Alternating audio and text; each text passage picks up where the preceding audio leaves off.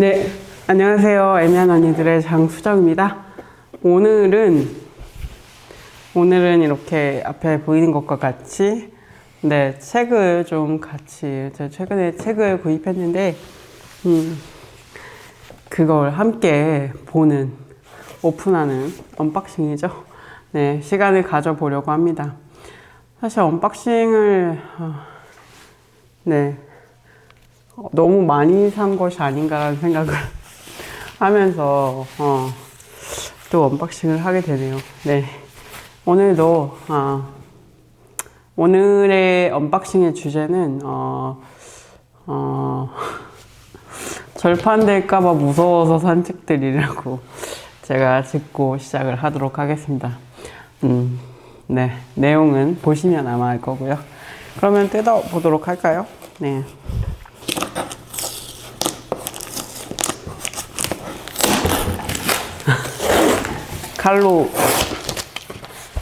칼로 뜯지는 않아서 제가 평소에 칼로 뜯지는 않아서 이렇게 놓고 해볼까요? 하나씩 그러면 어떤 책들인지 소개를 해드리도록 하겠습니다. 네, 제가 욕망과 약간 온갖 집착과 이 책을 지금 사지 않으면 언제 없어질지 모른다, 이런 것들의 통합된 그런 결과물이라고 보시면 되겠습니다. 20만 원에 육박하는 좀 넘는데, 첫 책은 치나 아이언의 모험이라는 소설입니다. 이거는 저희 그 애매한 언니들에서 몇 번 소개를 드렸던 음직시 출판사에서 이번에 새로 나온 퀴어 소설이고요. 그래서 라틴 아메리카 소설이라고 제가 들었고, 저번에 방송에 한번 그 대표님들이 나오셔가지고 준비하고 있다라고 얘기하신 적이 있는데, 그게 좀 더 걸린 것 같아요. 그래가지고 이렇게 이번에 나왔고, 여기 써 있는 걸 보면 치나 아이언의 모험, 가브리엘라 카베손 카마라 지음, 그리고 조혜진 선생님께서 옮기셨고, 되게 벌거벗었고 아름다웠어 라는 그런 인용구가 있습니다. 네, 2025년 전미 도서상 수상 작가군요. 그리고 2020년에 인터내셔널 부커상 파이널리스트에 올라갔던 그런 작가의 소설이라고 합니다. 네. 그 음직시 출판사에서는 뭐 계속 퀴어들의 서사나 이런 것들을 또 이렇게 소개를 해주고 계시기 때문에 제가 또 즐겨보는 좋아하는 출판사고, 이것도 이번에 또 재밌게 읽어보도록 볼 수 있을 것 같아요. 네, 기대가 됩니다. 제가 라틴 아메리카 문학은 별로 많이 안 읽어봐가지고 문학 자체를 많이 읽어보지 않았지만, 어쨌든 라틴 아메리카는 또 더더구나 많이 접해보지 못한 분야라서 또 기대가 되고, 어쨌든 조금 어떤 느낌일지 기대를 하면서 요거는 읽어보도록 하겠습니다. 네. 두 번째 책을 소개해 드릴게요. 네. 되게 많이 사가지고 할 얘기가 많겠네요. 두 번째 책은 왜 나의 다정함이 당신을 상처 입힐까 라는 책입니다.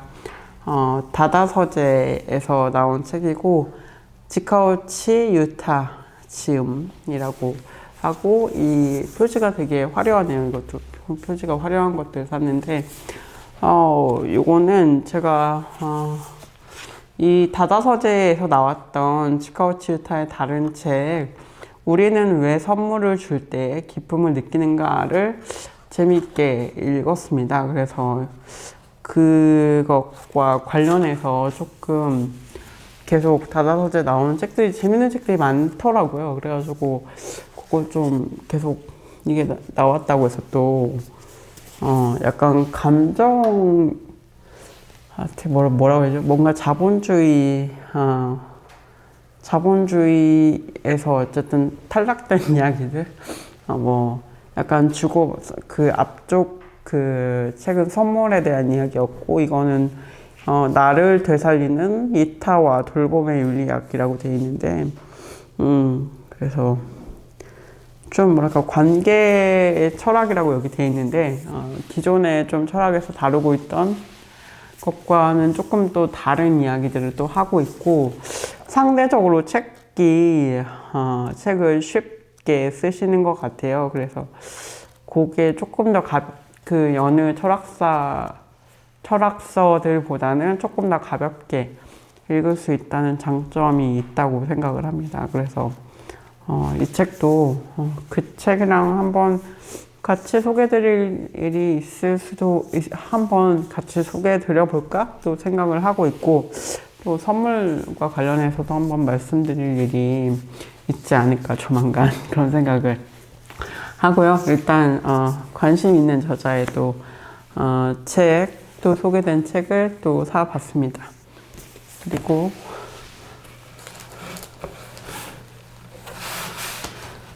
또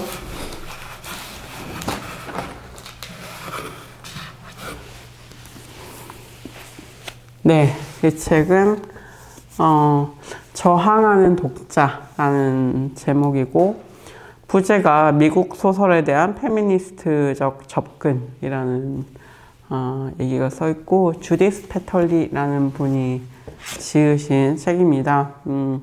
주디스 패털리는 저도 처음 듣는 이름이었는데 한번 읽어보면 뉴욕 주립대학교 교수로 재직하며 미국 문학, 페미니즘 이론, 글쓰기 이론과 실제를 가르치고 연구했다고 하고요. 그리고 저항하는 독자 외에 마저리 프라이스와 함께 자리를 벗어난 글쓰기, 지역성과 여성, 그리고 미국 문학, 문화라는 책을 썼고 그리고 지적 양식, 19세기 미국 여성들의 독본을 편집하고 뭐 이런 어쨌든 뭔가 읽기와 관련한 그런 책들, 독자로서의 포지셔닝에서 쓰인 책에 또 제가 관심이 있기 때문에 그래서 조금 이번에 좀 제목을 보자마자 구입을 했고요.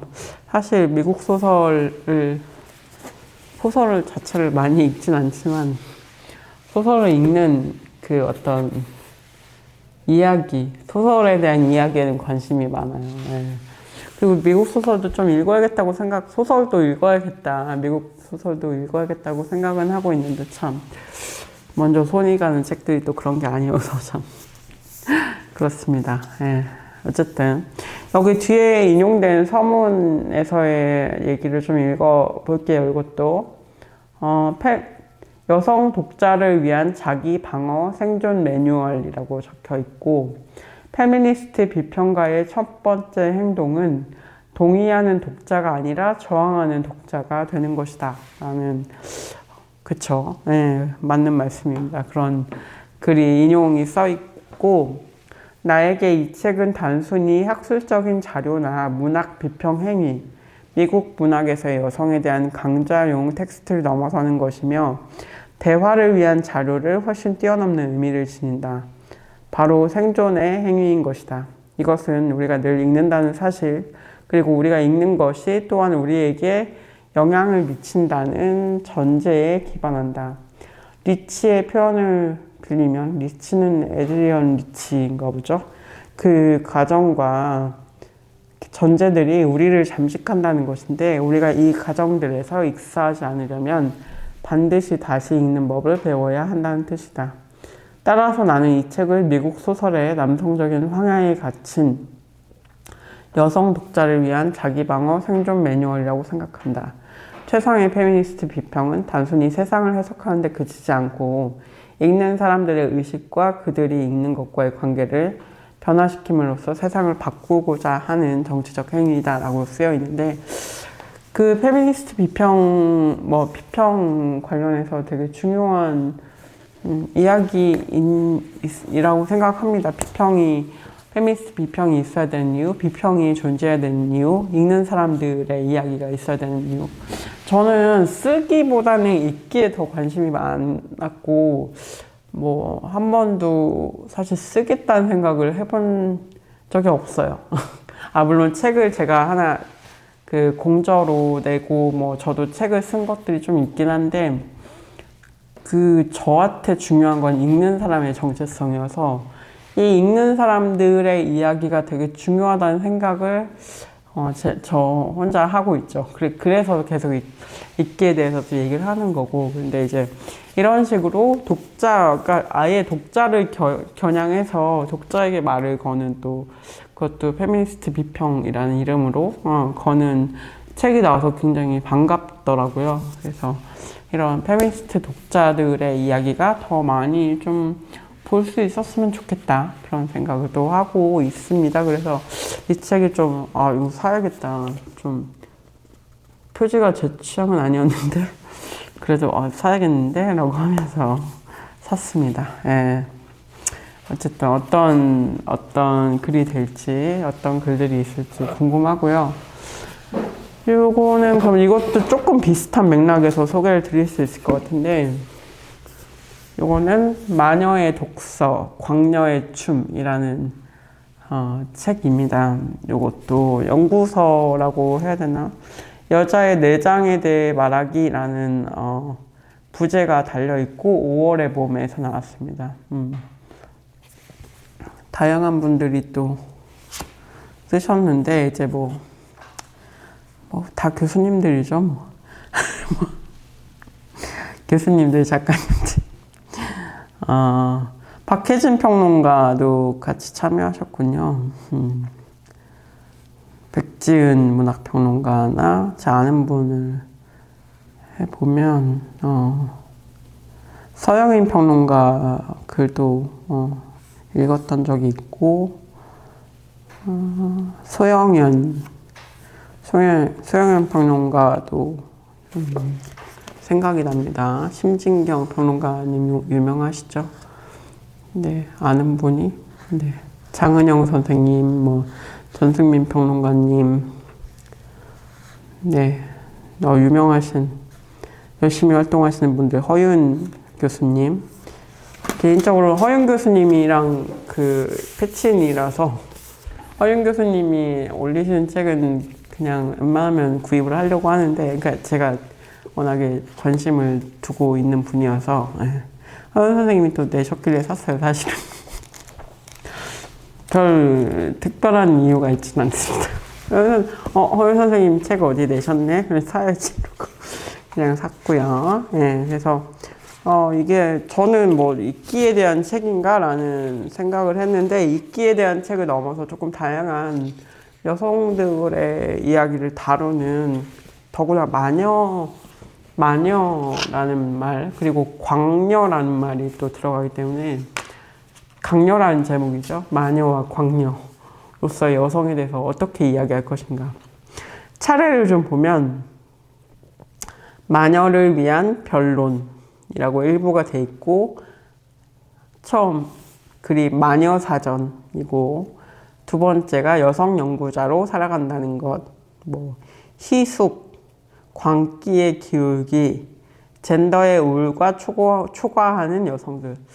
무슨 얘기를 할지 잘 가늠이 안 되는 그런 책들도. 전청림 선생님 젖은 팬티, 황유지 선생님 침묵학습. 뭔 얘기를 할까요? 집안의 마녀들 3부는, 4부는 반란의 정치. 정치가 마지막에 나오는 건 익숙한 구성이긴 하죠. 근데 어쨌든 저는 약간 텍스트와 분석과 비평과 뭐 이런 것들이 플러스 뭔가가 더 있지 않을까, 이런 기대를 좀 하면서 사긴 했는데, 어떨지 좀 기대를 해볼게요. 좀 약간 이상한 책일 것 같기도 하고. 이상하다는 건, 저는 보통 이상하다, 이거 이상한데? 라고 하면 좋다는 뜻이에요. 네, 진짜 이상하다는 뜻이 아니고. 나는 미친년이 싫다. 여기 인용된 것 중에. 나는 미친년이 싫다. 그런데 만약 내가 바로 그 미친년이라면? 네, 전 미친년 싫어하지 않습니다. 제가 미친년이라는 얘기를 너무 많이 들었기 때문에. 미친년의 소영현 선생님 글 보니까 미친년에 관한 문학적 클리셰 또는 미쳤다는 것의 젠더에 대하여라는 책도 있어요. 궁금한 글들이 좀 있는 것 같아요. 진짜 정말 사람들이 여성들을 미친 존재로 정의를 하고 싶어 하고, 제가 지난번에 캘리번의 마녀들 같은 책도 잠깐 언급을 했었는데, 여성들이 뭔가를 하려고 하거나 뭔가 사회적인 무언가를 하려고 하면 미친 존재로 규정을 하고 사회에서 밀어내려고 하잖아요. 그런 것들을 좀 분석해내는 게 되게 필요하고 중요한 작업인데, 그런 면에서 어떻게 또 이런 또 얘기를 하셨을지, 아무래도 쓰고 읽는 사람들에 대해서 얘기를 하신 건가? 그런 건 또 아닌 것 같기도 하고, 최근에 어떤 텍스트들을 포함해서 다양한 이야기들을 또 하시는 것 같습니다. 예. 이것도 재밌을 것 같네요. 되게 읽어보고 또 이야기를 하도록 하고, 뭔가 이게 좀 엮어서 설명을 드리고 싶은데 제가 너무 구겨졌어. 막무가내로 사가지고. 이것도 약간 비슷한 결입니다. 독학이라는 세계. 이거 이제 저의 읽는 사람으로서의 정체성도 물론 있지만, 저는 이제 뭐랄까요, 혼자 그냥 공부를 한다고 해야 되나요? 제가 공부를 한다고 생각하진 않거든요. 저는 그냥 취미생활이라고 생각하고, 그냥 하고 싶은 걸 공부를 한다고 생각하면 너무 피곤하고. 근데 저는 학위를 위한 것도 아니고, 이걸로 책을 쓸 것도 아니고, 물론 유튜브를 만들고 팟캐스트를 만들긴 하지만, 이걸로 공부와 관련된 뭘 하려고 그런 건 아니거든요. 그러니까 그게 이제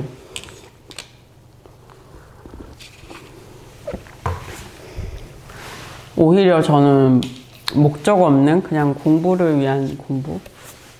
목적은 있죠. 목적은 있어요. 목적은 있습니다. 목적은 물론 제가 책을 읽는 걸 너무 좋아하기 때문이라는 것도 있지만, 제가 하는 일을 좀 잘하기 위해서, 다양한 시각을 좀 얻기 위해서 그런 목적이 있긴 있죠. 어쨌든 통상적으로 사람들이 공부를 한다라고 생각하면 가시는 목적과는 좀 거리가 있다고 생각하고, 전 이런 분들이 그래도 꽤 많이 있다 라고 생각을 하고 있고, 점점 좀 느끼고 있습니다. 그래서 어쨌든 그런 의미에서 산 책이고, 시시한 어른이 되고 싶지 않다면 직접 읽고 생각할 것이라고 이걸 뽑으셨는데, 이건 좀 모르겠습니다. 예. 잘 모르겠고요. 시시하면 안 되나요? 예. 시시해도 돼요. 예. 독학이라는 세계라는 책이고, 시라토리아로 있고라는 분인데, 저도 처음 보는 분입니다. 네, 이제 알아봐야죠. 이분이 어떤 분인지. 읽어보면 일본 최고의 지성인으로 꼽히는 철학자이자 베스트셀러 작가, 독일 베를린 자유대학교에서 철학, 종교, 문학을 공부했고요. 어린 시절 궁금한 것이 많아 주변 어른에게 질문했지만 제대로 된 답을 듣지 못해 책을 읽기 시작한 것이 지금의 다독 습관을 만들었다고 합니다. 아이는 따라 배우는 학습을 하지만 어른은 스스로 의문을 갖고 탐구하는 독학을 해야 한다는 믿음으로 책을 읽고, 주입식 교과서 공부 대신에 교수들이 읽는 책에 관심이 많아서 니체, 헤세, 비트겐슈타인 등 다양한 철학자와 예술가의 작품을 섭렵했습니다. 독일에서 귀국한 뒤 철학의 대중을 위해 저술 및 강연 활동을 펼치고 있다고 하고, 저서로 초역 니체의 말, 지혜를 구하자 문제를 주셨습니다. 지성만이 무기다라는 책이 있다고 하네요. 네, 제가 잘 모르는 분이어서 그냥 약간 독학에 대한 그런 어떤 가이드? 이런 거 같네요. 이렇게 살펴봤을 때는. 네, 어쨌든 독학이라는 세계가 어떤 것인지 궁금한 사람들에게 추천할 수 있는 책인지는 잘 모르겠습니다. 아직. 네, 읽어봐야 될 것 같고요. 제가 또 이번에 진짜 많이 사가지고. 이게 뭐지?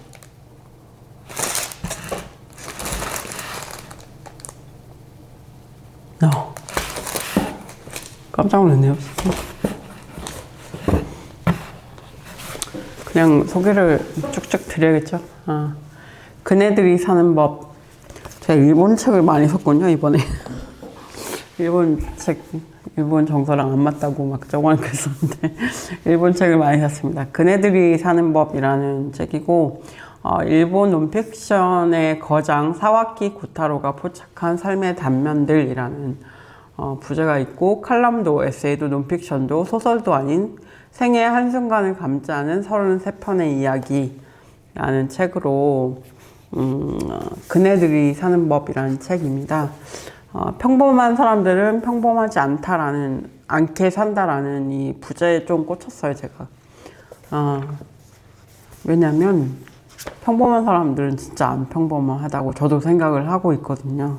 그래서 이거 되게 재밌을 것 같은데. 그래서 이분이 또 연재를 하시면서 좀 취재를 하시면서 평범한 사람들의 삶을 짧은 어떤 칼럼으로 글로 연재를 하신 것 같은데, 어떤 스타일인지 궁금하네요.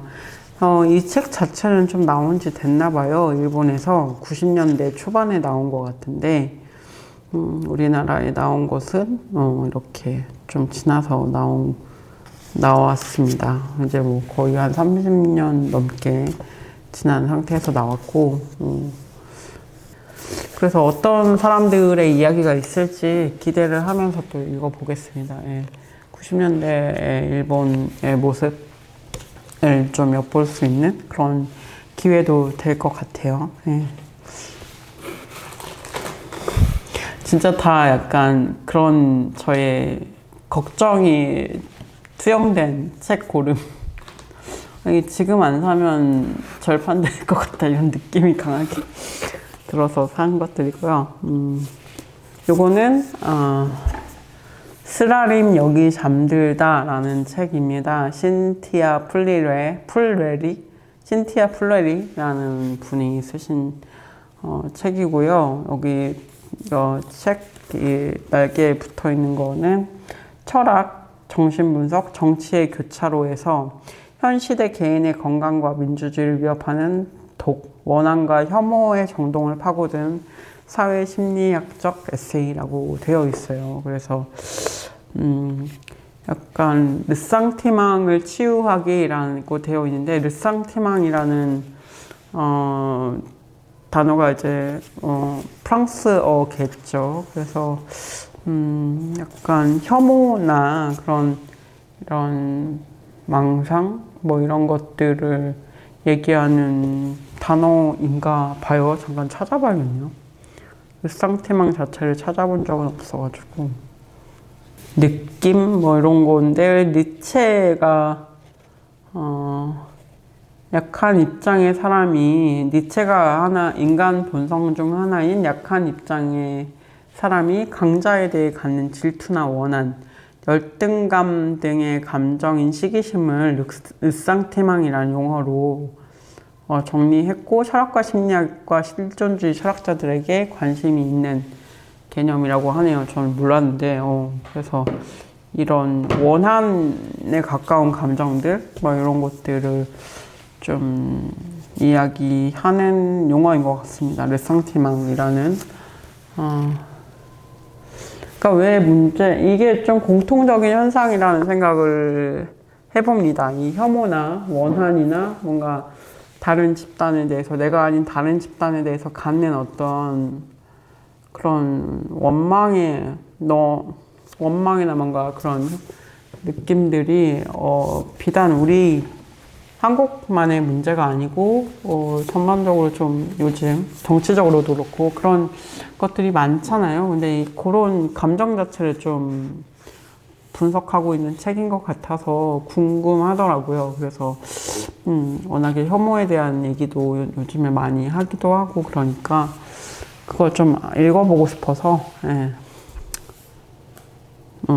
샀습니다. 그래서 오늘날 피해망상과 음모론, 포퓰리즘의 도구가 된 르상티망, 부정과 원한의 서사에 갇힌 현대사회에 건네는 해독제, 철학자이자 정신분석학자가 임상분석에서 얻은 눈부신 성찰이라고 합니다. 어쨌든 이분이 또 정신분석학자이시기도 하군요. 그래서 신티아 플레리라는 분이고 그렇군요.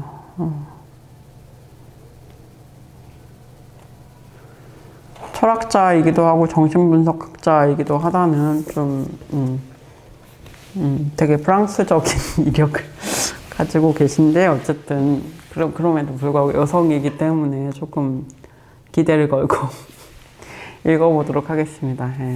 네. 르상티망에 대한 쓰라림 여기 잠들다라는 책이고요. 그리고 다음은 이거는 뭐죠? 나는 이거 두꺼울 거라고 생각했는데 그게 아닌가 봐요.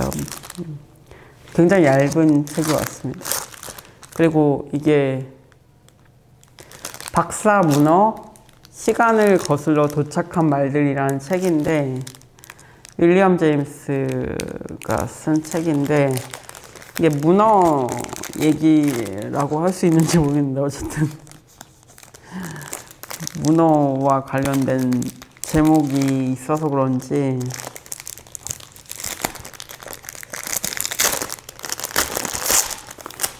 이게 포함되어 있었던 것 같아요. 키링이.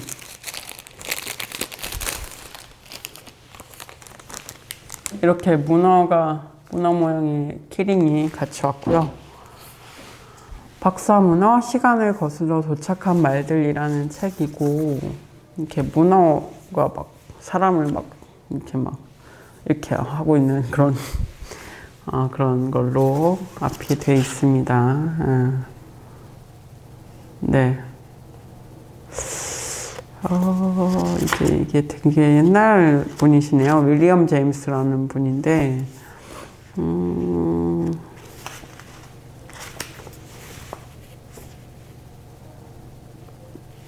이거는 제가 이제 스탄게르스라는 이제 이론가에 관심을 두고 있는데, 이자벨 스탄게르스가 언급될 때 같이 이렇게 얘기가 나오는 책이어서 한번 사서 봐야겠다라는 생각을 했는데 그래서 약간 좀 뭔가 그래도 사이즈가 있는 책일 줄 알았는데 완전 예상 밖으로 얇은 책이네요. 그리고 좀 예전 분인데 이제 약간 영감을 받으시는 것이 있지 않을까 스탕제르스가 그런 생각을 해보고 해제가 반이야. 잠깐. 이게 정말 충격적인 텍스트인가 보네요. 해제 앞부분 좀 읽어볼게요. 제임스는 왜 박사 문어를 썼을까? 박사 문어라는 텍스트인 거야, 이거 자체는. 이 앞에 있는 것 자체는. 이건 박사 문어라는 텍스트고, 뒤에 해제가 있고, 이 해제와 것까지를 합쳐서 박사 문어, 시간을 거슬러 도착한 말들이라는 책으로 이렇게 짧게 만들어서 온 것 같고, 찰스 샌더스 퍼스와 더불어 실용주의라는 미국의 철학을 만든 윌리엄 제임스는 1903년 3월 하버드 대학의 월권지인 하버드 먼슬리에 매우 독특한 제목의 에세이를 기고했다. 그 에세이 제목은 박사문어이다. 이 에세이를 쓰도록 추동한 사건은 제임스가 당시 목도한 한 젊은 학자의 교수 임용 과정이었다. 제임스는 미국 대학의 교수 임용 과정이 불합리하며 대학이 관료주의와 허영에 빠져들어 본래 목적을 상실하게 될 것을 우려했다라고 하면서 그렇군요. 이런 박사학위를 받는 그런 과정에서의 어떤 것들을 좀 문제의식을 느끼셨나 봐요.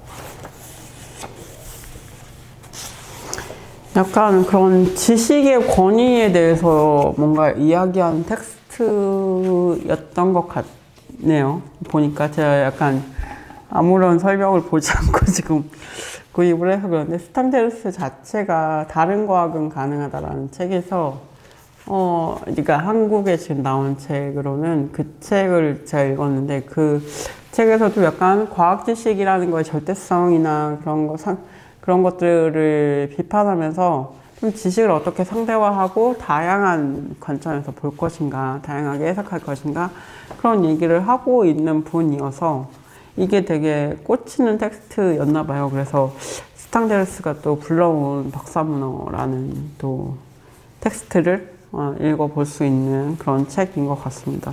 에디토리얼에서 나왔고요. 제가 에디토리얼이라는 출판사도 좋아합니다. 좋은 책들을 많이 내는 곳이고, 더 두꺼운 책일 줄 알았어요. 이렇게 약간 이렇게 두꺼운 책일 줄 알았는데 이렇게 귀여운 책입니다. 문어도 주시고, 그리고 약간 문어 그림이 나오면 일단 삽니다. 문어를 좋아하기 때문에 문어 그림이 앞에 그려져 있다? 그러면 일단 산다. 뭐 어떤 내용이건 상관없이 그냥 문어다 이러면서 문어. 그리고 이거는 침대와 침대를 오가며라는 책이고요.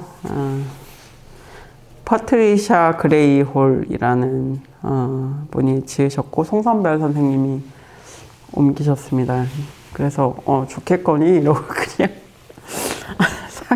산 것도 있어요, 솔직히. 그리고 부제는 의학과 사랑 그리고 나라는 부제가 있고 물결점이라는 출판사에서 나왔습니다. 전 여기는 처음 보는데 어쨌든 이거는 이제 의사이자 레즈비언인 분이 쓰신 글이라고 제가 읽고 이제 샀는데 읽어볼까요? 나는 내가 함께하고 싶은 그 여자가 되기로 했다.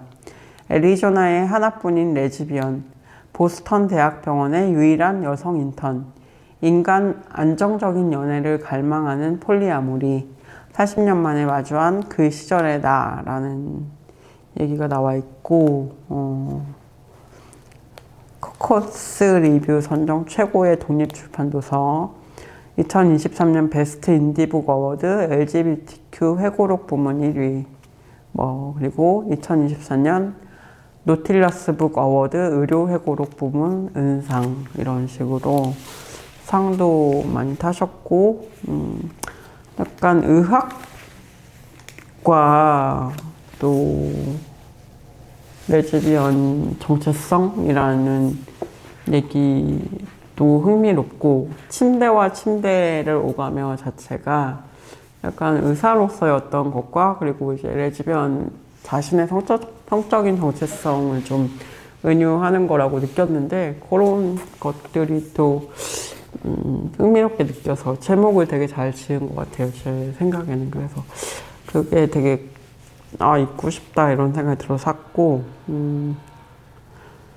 여기 추천사들이 좀 있는데, 김규진 그 언니 나랑 결혼할래요 작가이시기도 하고, 이제 이제 동성 결혼을 하셔서 이제 아이도 낳으시고 그랬던 분이죠.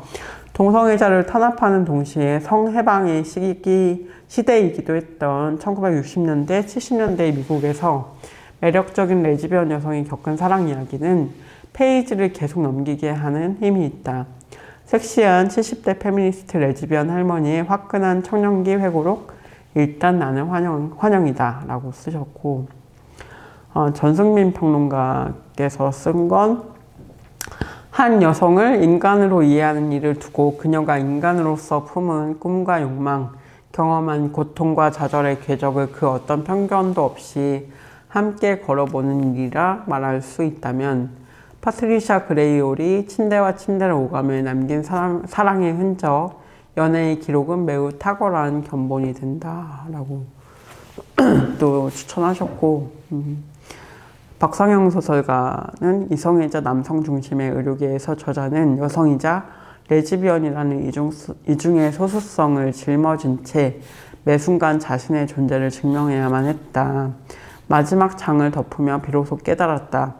오롯이 나 자신으로 살아가겠다는 결심이 때로는 누군가의 찬란한 내일이 되어줄 수도 있다는 사실을. 그죠. 맞아요. 너무 맞는 말씀. 그러니까 이런 회고록이라고 이제 얘기를 하는데, 어쨌든 소수자로서 한 시대를 살고 그것을 또 이렇게 기록하고 책으로 내고, 이게 또 사람들한테 익히고 이런 게 굉장히 의미가, 뭐 본인들은 사실 잘 모를 수도 있는데 그 뒤에 따라오는 사람들이나 그 뒤에 그 어떤 뭔가 지표가 필요한 사람들한테는 되게 중요한 그런 작업일 수 있다고 저는 항상 생각을 하거든요. 책을 읽으면서 뭐 제 여성으로서 겪는 어떤 어려움이나 뭐 혹은 문학을 읽을 때도 이런 생각을 이때도 했었구나 이럴 때도 드는 그런 위로 그런 것들이 있잖아요. 그래서 그런 것들이 좀 되게 중요한데, 어쨌든 회고록으로서 70대에 쓰신, 이제 70대에 쓰신 20대 얘기인 거죠. 20대, 20, 30대 얘기를 회고하시면서 쓰신 거라고 하니까, 또 그리고 또 1960년대, 70년대는 또, 그쵸. 제가 알기로도 동성애자들이 계속 힘들었던 시기들이 미국에서도 계속 있었는데, 그때도 또 약간 이중적인 그런 시간이기도 했다, 이런 얘기도 또 해주고 계시는 그런 책이네요. 너무 재밌을 것 같네요. 기대가 됩니다. 네, 이런 회고록이 또 재미가 있죠. 옛날 얘기 듣는 느낌도 있고. 전 대체 몇 권이나 산 걸까요? 지금 9권 샀는데, 9권 샀고요. 10권째입니다. 10권째는 인류학자처럼 생각하는 법이라는 책이고, 인류학이란 무엇인가라는 부제가 또 있네요. 그래서 매슈 앵글키라는 분이 지으셨고, 김재환, 박영서님께서 옮기셨습니다. 사실 뭐 인류학에 대해서 관심을 가진 지는 몇 년 됐습니다. 뭐 잘 알지 못하지만 인류학이라는 학문이 되게 재밌는 학문이구나 라는 거를 이제 알고 조금 같이 따라가면서 읽기 시작한 지가 좀 됐는데, 그런 의미에서 이제 인류학자처럼 생각하는 법이라는 책이 나왔다길래 사보았어요. 네. 어떤 책일까? 잘 모릅니다. 제목 보고 샀어요, 제목 보고. 그러니까 옛날에 저 이제 학교 들어갔을 때 교양 중에 하나가 문화인류학이 있어서, 교양이었나? 뭐 전공은 아니었던 것 같은데 어쨌든 선택할 수 있는 그 수업 중에 문화인류학 수업이 있어서 문화인류학 수업 듣고, 그때 뭐 기어츠나 뭐 이런 사람들 워낙에 또 유명하신 분들이니까 뭐 유명한 사람들이 좀 있죠. 그래서 뭐 워낙에 유명한 사람들 이름은 계속 뭐 다른 책에도 나오니까 들어보고 뭐 그랬는데 인류학 책을 읽어야겠다라고 생각을 하게 된 거는 세계 끝의 버섯을 읽으면서였는데, 세계 끝의 버섯이 어쨌든 에나 로에나 퓨칭이 인류학자로 자신을 명명하고 있고, 이게 인류학 책인지는 모르겠어요. 근데 어쨌든 인류학자로 자신을 명명하고 그런 베이스 안에서 또 그런 기반 하에서 또 공부를 하고 있기 때문에, 이거는 인류학이라는 학문이 뭐 이런 또 관례가 또 있구나라는 것도 알게 되면서 관심을 가지게 되긴 했는데, 이거는 되게 다양한 현재적인 이야기를 하는 거겠죠. 어떤 것들을, 인류학은 또 어떤 것들을 또 연구하는 학문인지 궁금하죠. 인류학은 또 어쨌든 사람에 대한 것이고, 그렇기 때문에 그래서 조금 제가 인류학에 대해서 뭔가 정리를 해본 적은 없었는데, 그걸 하는데 좀 도움이 될 만한 것 아닐까? 라는 생각을 좀 해보면서,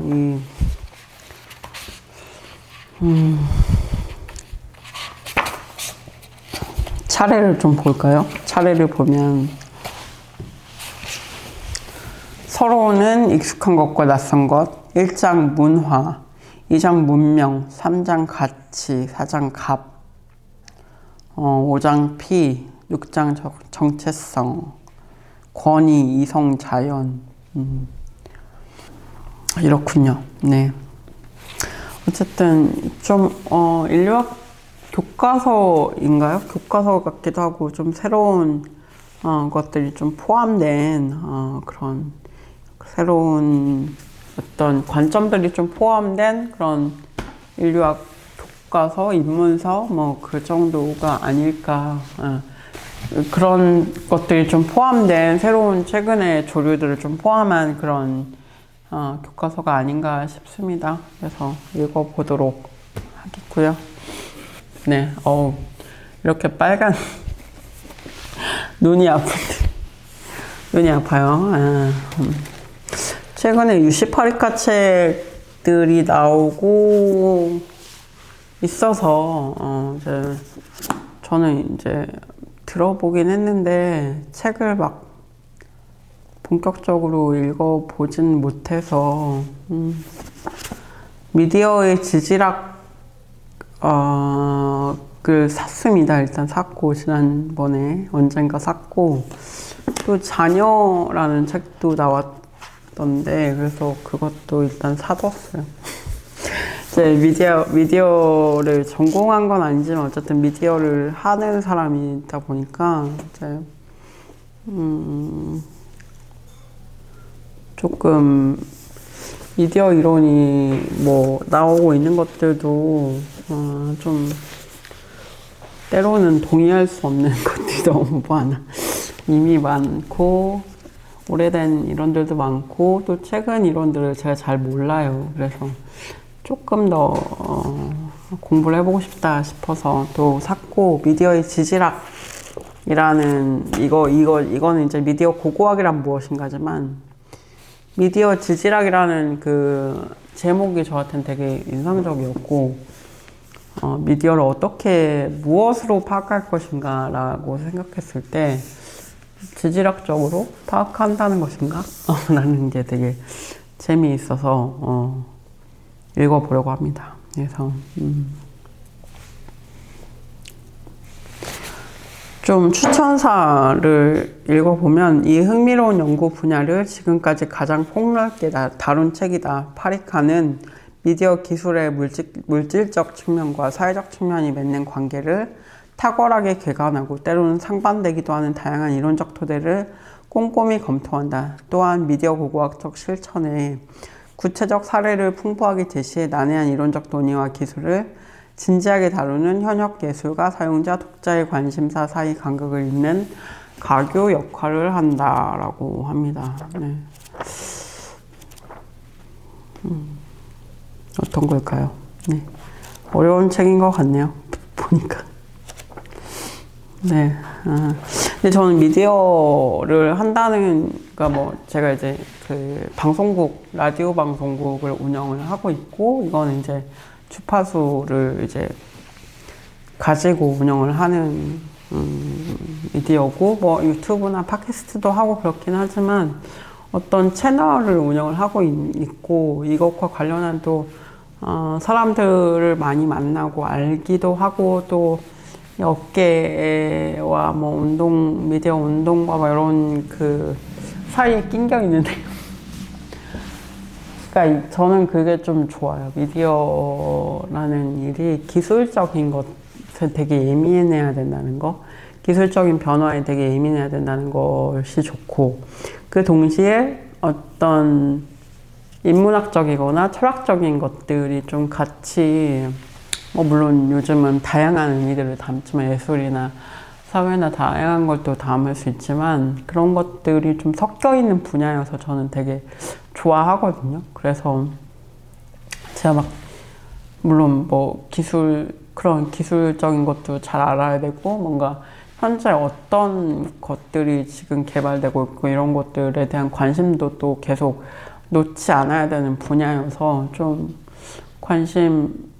저랑 맞다. 나랑 맞다. 나랑 이건 좀 맞는 일이다라고 생각하고 그런 의미에서 미디어 관련한 분석이나 이런 것도 어떻게 보면 계속 새로운 게 나올 때마다 달라져야 되는 건 아니지만 그림을 계속 다시 그려야 되는 상황이 좀 있다고 생각을 하는데 그런 분석을 좀 잘 하고 계신 분인지 모르겠어요. 그래서 또 최근에 또 다양한 어떤 미디어 분야나 어떤 다양한 주제의 매체들을 좀 연결해서 하는 분석이라고 제가 좀 봤던 기억이 있는데 그런 것들까지 포함해서 좀 재밌게 읽어볼 수 있지 않을까라는 생각이 들고 현실문화에서 나오는 책들은 제가 뭐 어렸을 때부터 제 사회학 전공인데 문화사회학을 좀 공부하면서부터 현실문화책을 처음 알게 됐어요. 교수님이 이제 이런 책들을 옛날 책들이지만 이제 뭐 옛날에 되게 많이 읽었던 책들이 있었는데 문화사회학 관련해서 그렇고 아무튼 누구지? 그 오래되신 분들 왜 있는데 아무튼 찾아서 올려드릴게요. 그런 분들 책을 읽고 막 그때 그런 생각이 드는데 그때부터 현실문화책을 좋아했던 것 같아요. 그래서 좋아해서 지금까지도 신간이 나오면 웬만하면 좀 보려고 하는 게 현실문화이고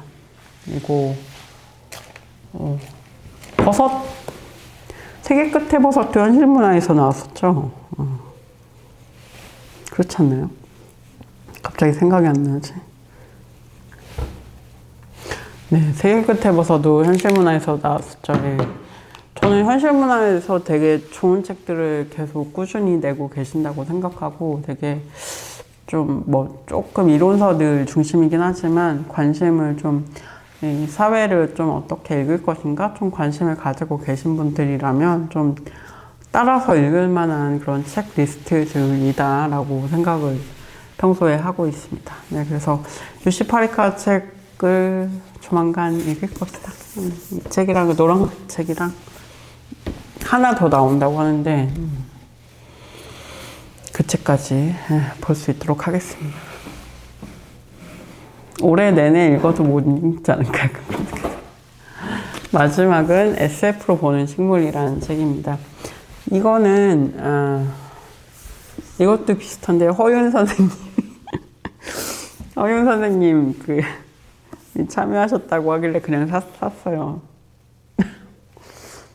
네, 소영현 선생님 여기도 계시고 심한선 선생님도 계시고 네, SF로 보는 식물 사변하는 식물과 새로운 SF라는 어떤 부제가 있고 근데 이 SF로 보는 식물이라는 이 제목 자체가 엄청 저를 흥분하게 하긴 했습니다. 제가 식물과 이런 거에 관심도 많고 SF라니 이걸 어떻게 해석하실까? 좀 SF에 어떤 식물들이 나오는지 한 번도 생각해 본 적이 없는데, 그러니까 좀 이걸 볼까요?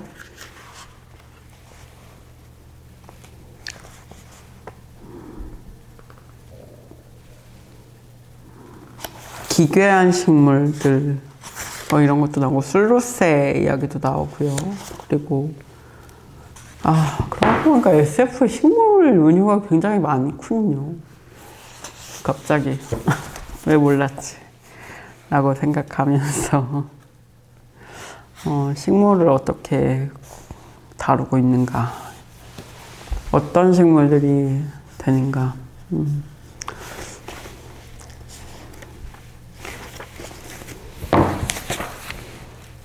러브크래프트에 대한 비평 이야기로 시작을 하는데, 이런 것도 있고, 약간 촉수처럼, 그러니까 약간 식물이나 뭐 버섯도 그런데, 약간 양치식물 뭐 그런 것들을 이야기를 많이 하죠, SF에서. 해러웨이도 그런 얘기들을 하고 있고, 포자로 이제 번식을 하는, 무성생식을 하는 식물들에 대해서도 얘기를 많이 하고, 그런데 저는 되게 계속 지인들이랑 이제 책 모임을 계속 하면서 우리의 미래는 포자 페미니즘이다 이런 이야기를 많이 하는데, 포자 페미니즘의 시대가 이제 온다. 이미 왔다.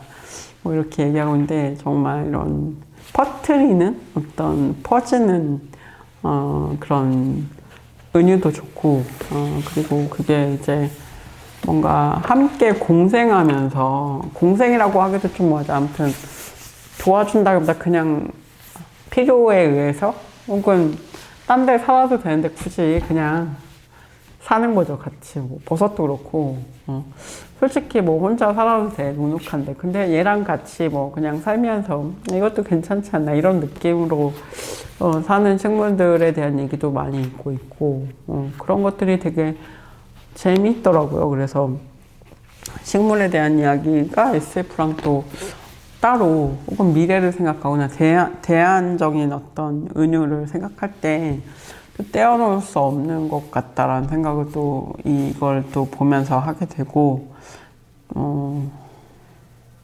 좀 뒤에 있는 걸, 뒤에 얘기를 좀 읽어 드릴게요.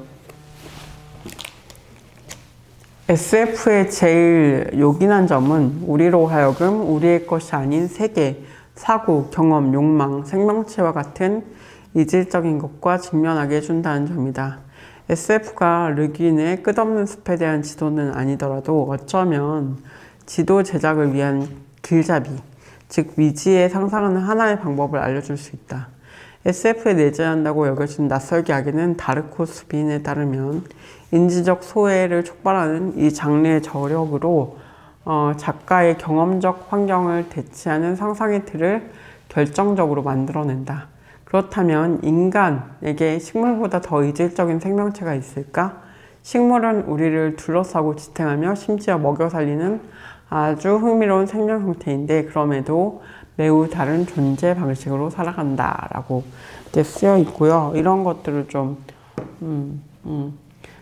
참고해서 읽어볼 수 있겠다. 정말 뭔가 그렇죠. 이질적인 어떤 존재로서의 식물도 있고, 우리가 다른 세계를 만나는 것에 대한 은유도 있고, 그리고 인간이 식물과 더 이상 친하지 않으니까, 뭐 집에서 기르거나 뭐 이런, 뭐 집에서 이렇게 그 식집사들이라는 개념으로 그런 건 있지만, 정말 자연의 식물들과 가깝지 않기 때문에 더 이상 그런 뉘앙스로 또 생각해 보게 되는 새로운 세계라는 면에서 이런 또 책에 또 이 의미가 있을 것 같아요. 그래서 네, 이렇게 책을 소개를 드렸는데, 제가 읽으려고 한 이번 달에 산 책들 이렇게 소개를 드렸고요. 이렇게 많은 책을 산 것은 정말 다시 말씀드렸지만 이게 언제 절판될지 모르기 때문에 저희 두려움이 반영된 이번에 과속이었다. 예. 변명을 드려보고요. 예. 문어도 받았습니다. 문어도 받았고. 예. 그래서 이번 달에는 또 읽기로 한 책들이 있는데 여기서 또 짧게 읽을 수 있는 책들도 또 읽어보면서 또 이번 달에 또 독서를 해보도록 하겠습니다. 여러분 또 많이 또 즐겨주시고 요즘 뭐 어떤 책 읽고 계신지도 또 알려주시고 관심 있는 책 있으시면 댓글도 달아주시면 감사하겠습니다. 구독과 좋아요, 알림 설정도 잊지 마시고요. 네, 그러면 저는 다음 시간에 또 뵐게요. 감사합니다.